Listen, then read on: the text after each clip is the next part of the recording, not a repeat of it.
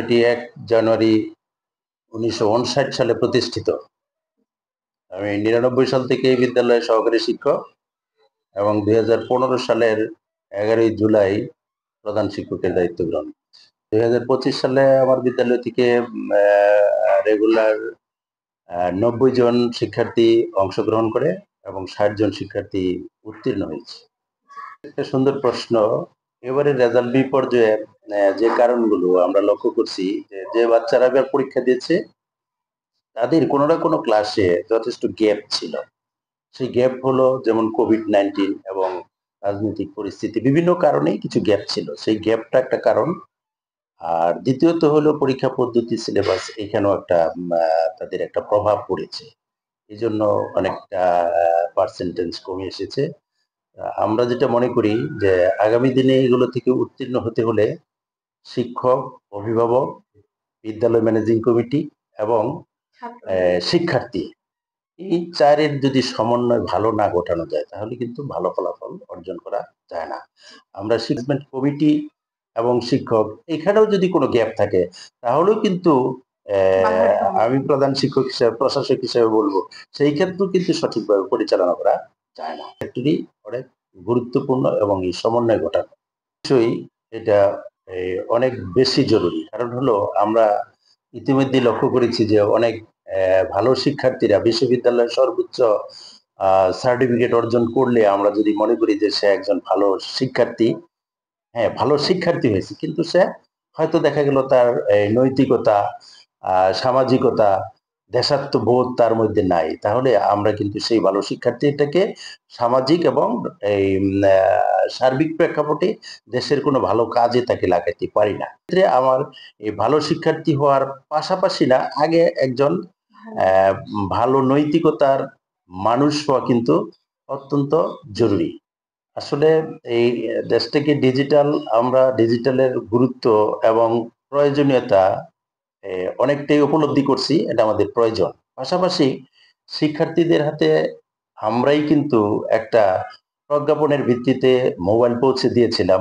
COVID-19 যখন আমাদেরকে নির্দেশনা দেওয়া হয়েছিল যে অনলাইন ক্লাস পরিচালনা করতে হবে, তখন আমরা কিন্তু এই ছাত্রদের কাছে এই অ্যান্ড্রয়েড মোবাইলটা পৌঁছে দিয়েছিলাম। কিন্তু এতে করে আসলে সুফলটা যতটুকু পাওয়ার কথা ছিল আমরা কিন্তু আসলে ততটুকু অর্জন করতে পারছি বলে আমার ব্যক্তিগত মত থেকে না। সেই ক্ষেত্রে এই মোবাইলের সুফলের চেয়ে কুফলের দিকটা অনেক বেশি।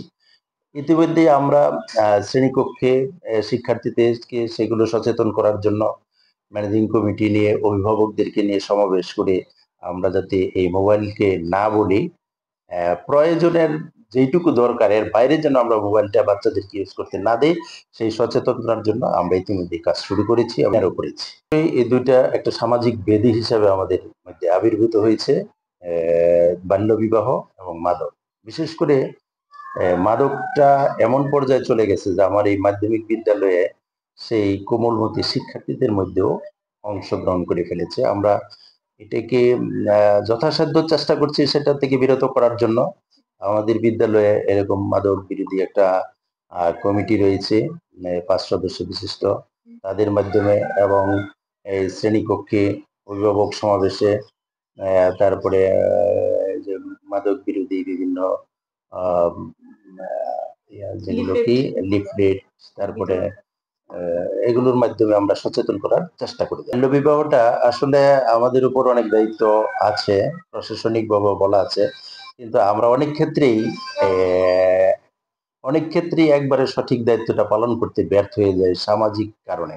কারণ একটা সামাজিক পারিবারিক কারণে অনেক ক্ষেত্রেই দেখা যাচ্ছে যে এই মাধ্যমিক বিদ্যালয়ে একটা শিক্ষার্থী যখন এই অভিভাবকরা, দুই পক্ষের অভিভাবক সম্মত হয়ে যখন বিবাহের আয়োজন করে, তখন আমরা দায়িত্ব থাকলেও সেটাকে প্রতিরোধ করতে সক্ষম হয়ে উঠি না। হাত পা বাঁধা অবস্থায় দেখেও না দেখার ভান করে যাচ্ছে, যেটা সত্যিকারের কথা। তারপরেও যতটুকু সম্ভব আমরা সচেতন করতে চেষ্টা করছি যাতে এই ধরনের বিবাহ না হয়। যেহেতু আমার বিদ্যালয়ে দেখতেই পাচ্ছেন সামনে একটা বিশাল মাঠ, এই মাঠটা খেলাধুলার জন্য সবসময় কম বেশি সরব থাকে, ছেলেরা বেশ আগ্রহী থাকে।